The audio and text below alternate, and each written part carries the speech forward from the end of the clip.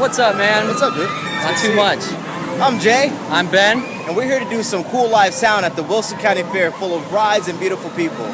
Hopefully we're going to try to get some sound from our front of house and get into our monitors without hurting anybody's ears. Yeah, and we want to make sure that safety is key here. Safety is always key. Exactly. Please remember that, guys. Yeah. This is a professional job. This isn't something that you could just go and do without any experience. Exactly.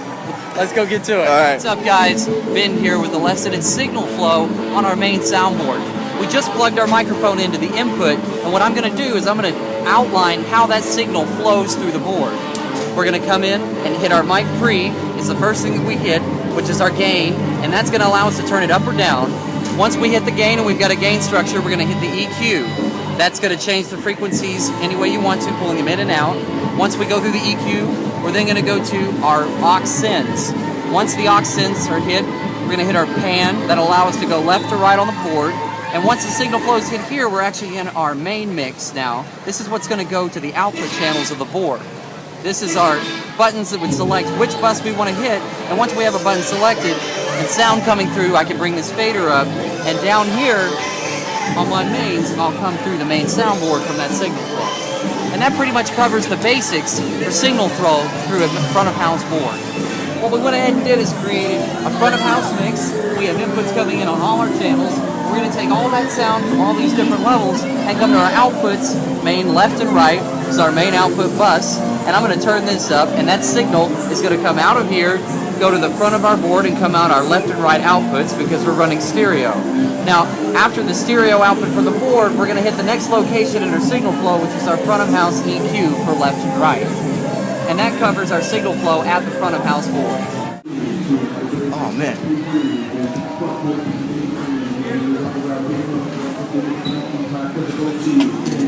Oh no, we don't want to put any water around the board. That's a definite safety concern, man. What do you mean? Water gets inside the board, any moisture in here, and it can completely toast everything by shorting out the board. Oh, okay. Then I guess we won't do that ever again. No.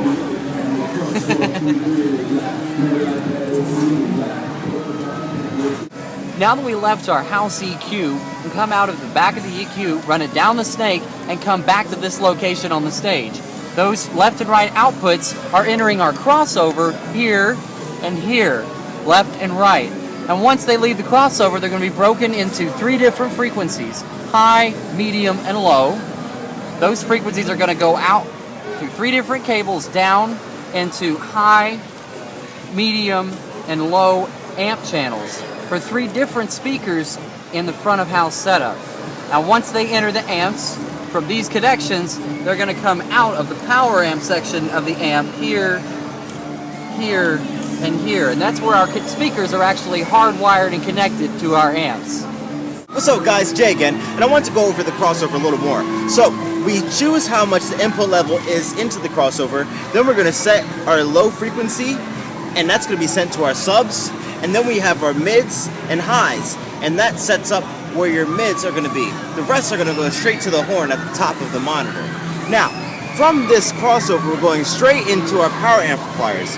So we turn those on, crank up the volume, and now we have sound. What's up, guys? Ben and Jay here with another little lesson on signal flow with our monitor rack on stage. Jay, why don't you tell us how that's working? Alright, so now that we have set up our aux 1, 2, 3, and 4 on our main front of house board, we want to make sure that that's going to the right place. So it goes right into these 4 EQ channels that we have set up. So we have 1, 2, 3, 4. Remember that process. Board, then EQ. Exactly. And what happens after that, Ben? Well, once we get the signal from the board into the EQ rack, we're going to come out of the back of the rack with a 1/4-inch jack, and we're going to go down the side of the amp and into the line input on the back of the amps. Now you can see here it's just a 1/4-inch jack being plugged in where it says high level inputs for 1/4-inch. We're not using the balanced input because there's no need for it in the distance here.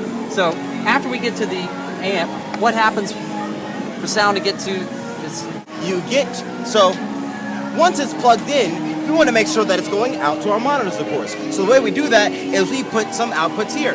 1, 2, 3, and 4.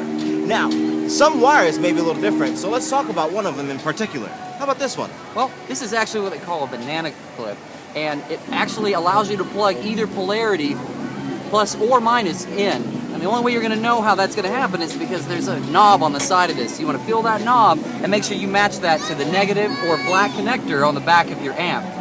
Otherwise, you'll get a reverse movement of your speaker, which doesn't sound very good, Jay. Not at all. Not at all. And I don't want to give you a joke about knobs. Alright guys, so I'm going to turn on all my amps, and now we're going to go plug it all in. No. Always make sure you turn the power off at the breaker before energizing any amps, cause a circuit overload. That's a safety tip from Ben today. Now that we have no signal coming from our front of house board or our monitor board, we're going to go ahead with the power sequence on the monitor rack. We start out up here with our Thermin, powered on. That's energizing all the equipment in this rack. We're going to make sure we have all our EQs on. And we're going to go ahead with the power on the amps. Now the amps are turned on and everything's switched. You can hear it click actually when it happens. You can go ahead and engage your volume with all your amps.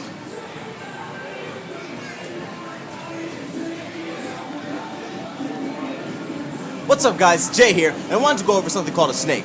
Now, some of you guys may be wondering, when instrumental is plugged into the stage, how is it showing up all the way back there at the front of house? Well, it's pretty simple. They use what's called a snake. Now, on your board you have up to 16 or 32 channels, and that is going to be connected through a big wire to right here. And the instrumentals can plug in, essentially making an extension cord.